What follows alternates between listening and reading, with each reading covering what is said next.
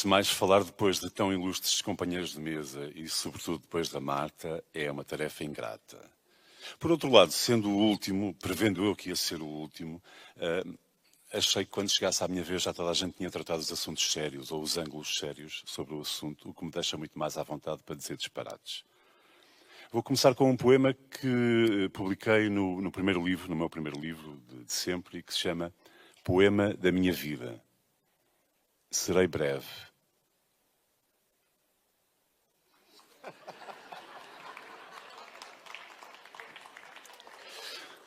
Devo avisar, no entanto, que para este momento é publicidade enganosa. Não vou ser nada breve. Não sei se as poetas e os poetas sobrevoam o abismo ou abismos.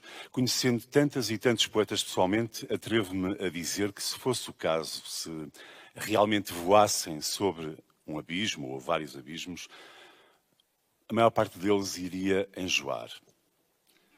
E não sei o que é que vocês acham sobre isto, mas quanto a mim, não é uma ideia nada interessante, nada poética, imaginar que seguimos à rua, enfarpelados e bem postos para irmos aos nossos afazeres, e sem mais nem porquê, levamos com poetas enjoados a sobrevoarem-nos, que muito provavelmente vão vomitar devido ao enjoo. E nós cá em baixo, expostos a uma chuva inesperada de gosma poética. Estão a ver a imagem? Pois. Talvez alguns de vocês sejam capazes de abrir os braços para os céus e agradecer a chuva divina de poesia. Ah, são poetas, é uma bênção. Os céus escolheram-me e tocaram-me com partículas de precipitação lírica. Só que não. Não é bem de poesia que se trata, são mesmo dejetos e estão longe de ser poéticos. As pombas e as gaivotas também voam sobre o abismo, que para elas somos nós, a humanidade cada vez mais na forma tentada, e quando abrem a cloaca e nos brindam com as suas excreções descendentes, quem é que se sente feliz por levar com um pedacinho de cocó esbranquiçado na careca, na blusa ou na lapela do casaco? Ninguém responde, claro. Há quem o faça. Há quem ostente uma mancha num recanto exposto do vestuário e quando se cruza com alguém que repara nessa massa esbranquiçada ou acastanhada e pergunta: "Olha lá, que porcaria é essa que tens aí?" Responde, justificando de pronto: "É poesia." Caras amigas e caros amigos, não é. O interlocutor, se não tiver papas na língua, ou outra coisa qualquer na língua, dirá de imediato: "Opa, essa poesia é uma merda. Esse teu poeta é um poeta de merda. Limpa isso antes que alastre e te dê cabo da toalete toda." E não é assim tão rebuscado evoluir deste cenário para o pensamento de que, de facto, há poesia de merda. Há poetas de merda. Há poemas que aterram em nós sem que os tenhamos desejado ou pedido e que, em vez de nos deslumbrarem, de nos enriquecerem, nos deixam mais pobres, menos bem vestidos ou preparados para a vida e para o mundo. E não tarda, ato contínuo, damos por nós a pensar que a vida e o mundo são uma merda. Como é que se diz merda em língua gestual? Repararam? É tão bonito. Tão bonito. Leio-vos a propósito um poema de um pseudónimo meu que escreve coisas que a mim me envergonhariam. O Adão Protomártir. Chama-se Quasi Nobel. O poeta era tão bom, tão bom. Chamavam-lhe, e para menos não era, Galinha dos Poemas de Ouro. E por serem tantos os poetas em si, tudo o que assinava era em coautoria. O que, vista grossa a grafia, bate muito certo com o que, após escrever, lhe doía.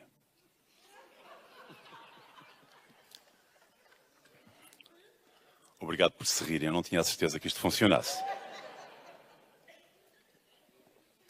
Comprar livros de poesia é cada vez mais raro, convenhamos, em parte devido à pleiade de poemas de merda provindos do firmamento, inteiramente à borla, a chover-nos em cima. É natural que aproveitemos para poupar e não investamos sequer um cêntimo na aquisição de livros de poesia. A este fenómeno de download automático chama-se, para quem não sabe, dumping. É o dumping poético. E infelizmente não está previsto nas leis anti-dumping.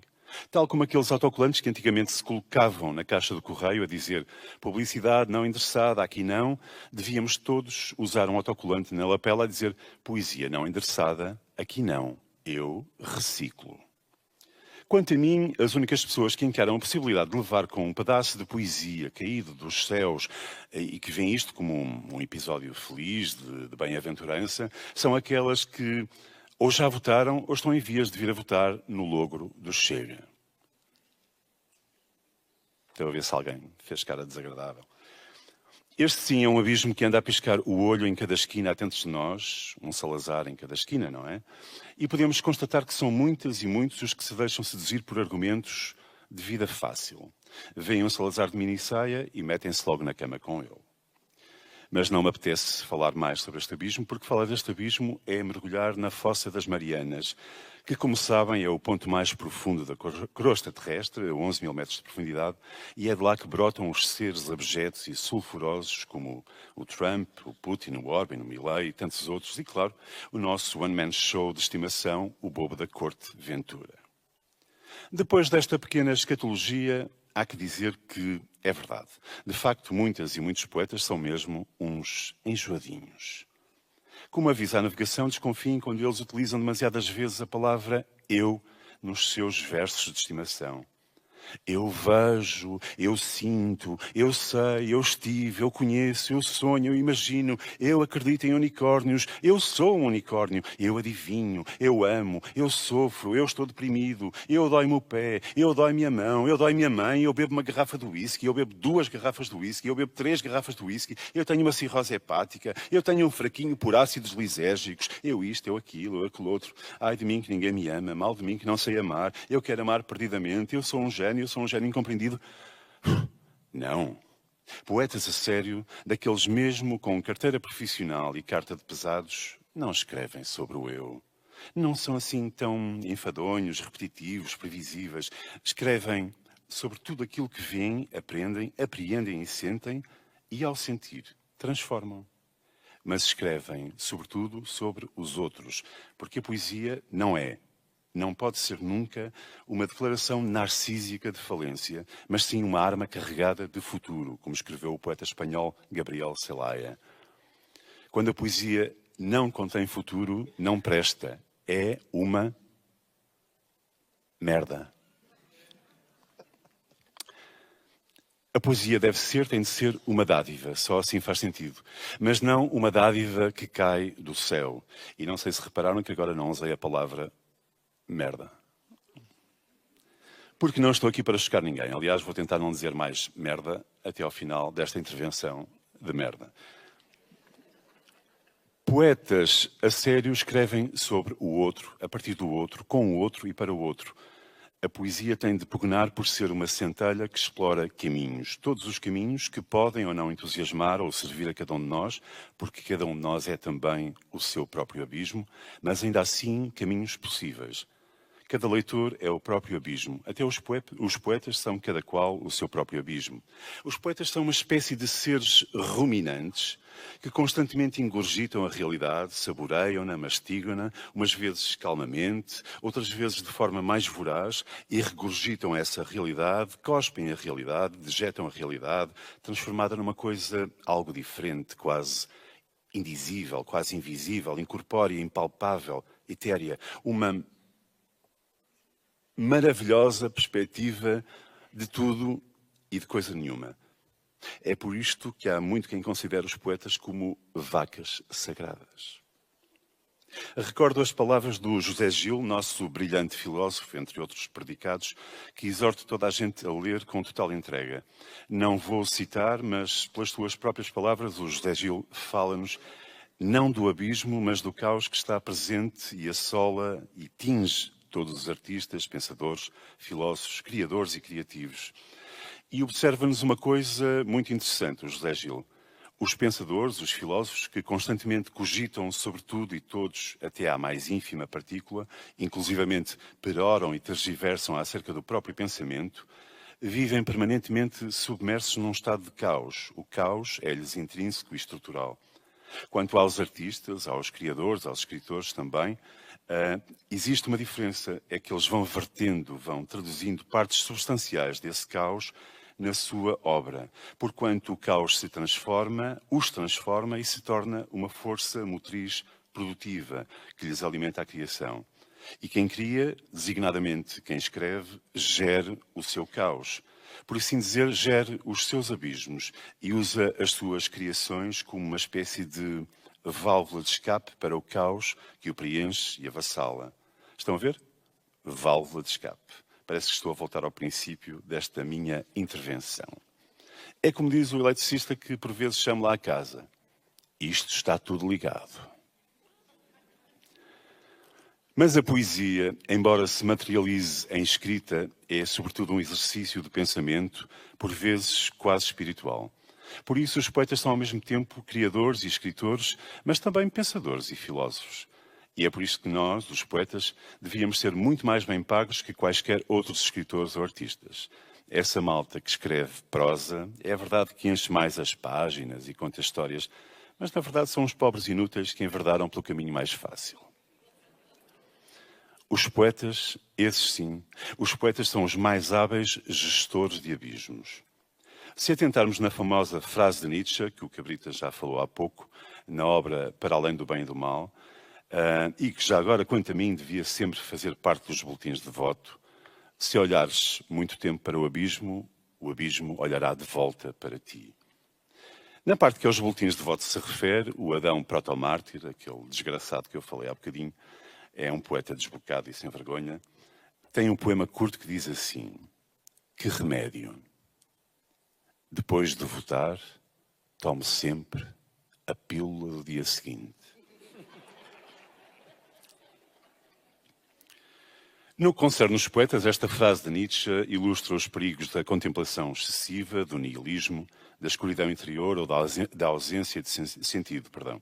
Entrar na escuridão para lutar contra ela pode transformar o pensador ou escritor no próprio abismo. Isto é perigoso, é por isso que é muito mais sensato e produtivo gerir o abismo, saber gerir o caos, aprender a usar o seu poder criativo e transformador em vez de tentar combatê-lo. Alguns poetas adentram-se no abismo, chamemos-lhe túnel, e acreditam, julgam ver a luz. Mas, meus amigos, para quem ainda não recolheu este ensinamento da vida, quando entramos num túnel e julgamos ver a luz, é quase sempre um comboio. Um dia destes vou mandar imprimir um cartão de visita a dizer Renato Filipe Cardoso, gestor de abismos. Depois acrescento, a merda é por conta da casa. Ou então, para não usar o malfadado palavrão, e porque, convenhamos, a poesia não enche barriga e todos temos de pensar nos anos dourados e na reforma, escreva assim, visitas ao domicílio, especialmente a nonagenárias com contas bancárias chorudas. Se houver aí no público, podemos conversar. A grande verdade que nenhum poeta admite, porque andam sempre todos entretidos e absortos a remendar as comiseradas asas, é esta. A poesia é um abismo, sim, mas é-o dentro de casa, nos assuntos domésticos, nas coisas comezinhas, corriqueiras do dia-a-dia. Um dos meus próximos livros intitular-se-á Autoajuda, porque escrever os poemas que vão integrá-lo me tem ajudado bastante a não enlouquecer mais que o suportável ou politicamente correto. Porque também, se o livro vender bem, também é uma boa autoajuda, convenhamos. Mas sobretudo porque por alturas do Natal passado estava em Lisboa, andava a pensar no título e tive um problema mecânico no automóvel. Estava na ajuda e fui a uma oficina que, claro, se chamava Autoajuda.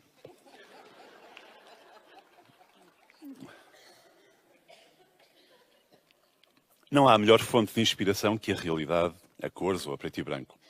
E convém saber gerir bem os abismos da realidade doméstica. Um dos grandes abismos domésticos é... Façam aí, por favor, aquela coisa do tchan, tchan, tchan, tchan. Pode ser? Todos juntos. Obrigado. A máquina de lavar roupa é um dos grandes abismos domésticos. Quem nunca se apercebeu disto, de certo não costuma dedicar-se às tarefas caseiras. Estou a ver aqui muitas meninas no público com ar de quem escraviza os homens, os obriga a tratar de todas as tarefas domésticas em casa e se querem poder ter pelo menos 20 minutos para se sentarem a ver o futebol ou o Gaucha. Desta vez, este poema não é do Adão Protomártir, mas eu próprio escrevi um poema acerca desta questão que há séculos assola a humanidade. Chama-se Quase a Perder o Pé. Dantes lavava as piugas, casava-as a quando da secagem e depois dobrava os pares para arrumar. Mas algumas começaram a desertar-me. Ora porque apreciavam 2 dedos de conversa e se rompiam, ora porque falavam pelos tornozelos e se rompiam, ou ainda tragadas pela goela voraz e mística da pálida senhora Zanussi. Então deixei de casá-las para as secar. Ainda assim, não logrei retê-las. Então deixei de dobrá-las antes de arrumar, tudo ao monte e fé no aleatório. Ainda assim, continuaram a escapulir-se-me. Passei a usá-las também aleatoriamente, 2 quaisquer, de texturas diferentes, cores distintas, uma em cada pé. Sinto agora que começo a trocar os pés. Um deles anda a querer fugir-me. Quero com este poema dizer: não menosprezem os abismos caseiros, que assim como assim ficam mais em conta e reduzem a pegada ecológica. Abismos, sim, venham eles, mas com conta, peso e medida. Até porque os poetas nunca são poetas a tempo inteiro, são poetas a dias. Há tempos tentei debater esta questão com a Dona Paula, senhora de freixo de espada à cinta, desenvolta e muito lampeira no linguajar, que uma vez por semana me vinha limpar a casa. E a coisa, minhas amigas e meus amigos, não deu nada bom resultado. Escrevi um poema para imortalizar o episódio. Ora, vejam lá. Poema que não é limpo há 15 dias. Isto começa com uma epígrafe do poema A Poesia Vai Acabar, do livro Ainda Não É o Fim nem o Princípio do Mundo, calma, é apenas um pouco tarde, do nosso Manuel António Pina. A epígrafe é: que fez algum poeta por este senhor? E a pergunta afligiu-me tanto por dentro e por fora da cabeça que tive de voltar a ler toda a poesia desde o princípio do mundo. O poema. A minha mulher há dias não gosta de poesia.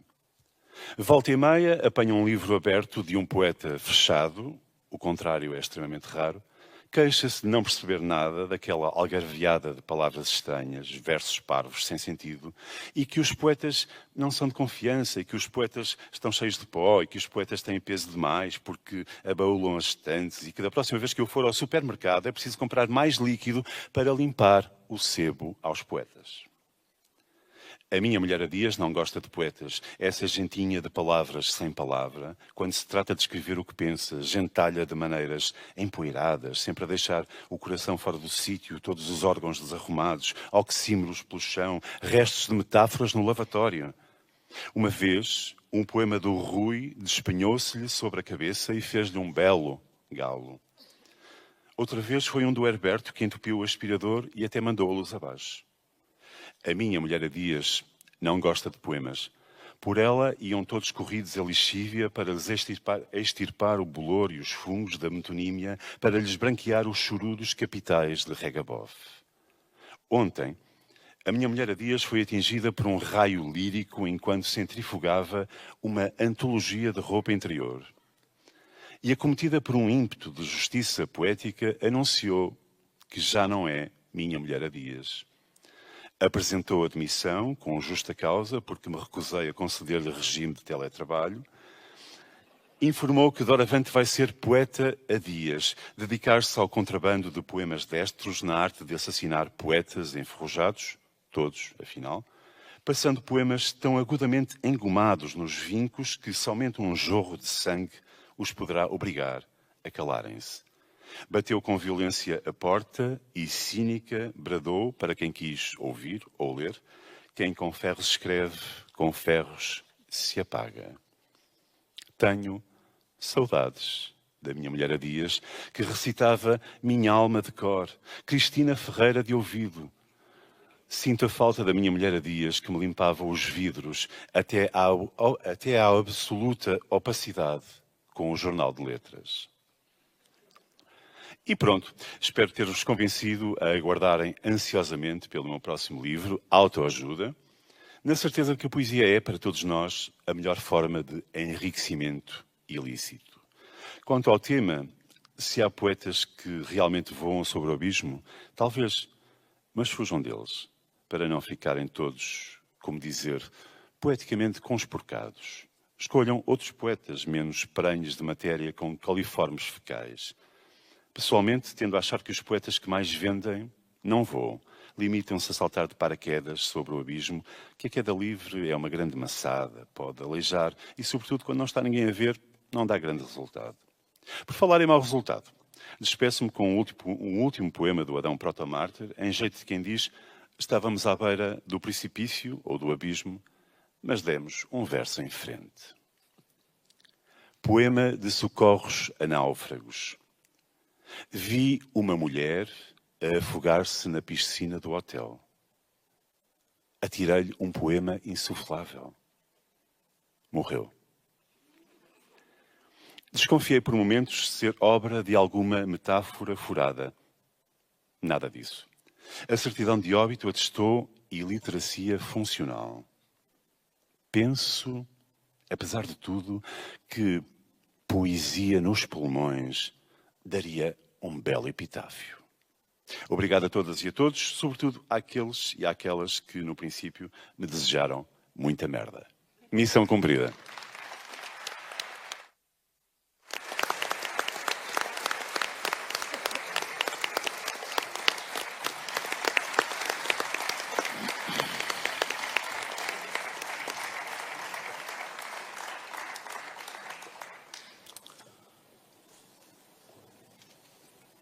Renato Cardoso também é jornalista, certo? E mesmo na construção do seu currículo usa este humor que nos cativou a todos nesta sessão. Eu gostava de saber se alguém quer fazer uma pergunta ou mais que uma, aos escritores que estão na mesa.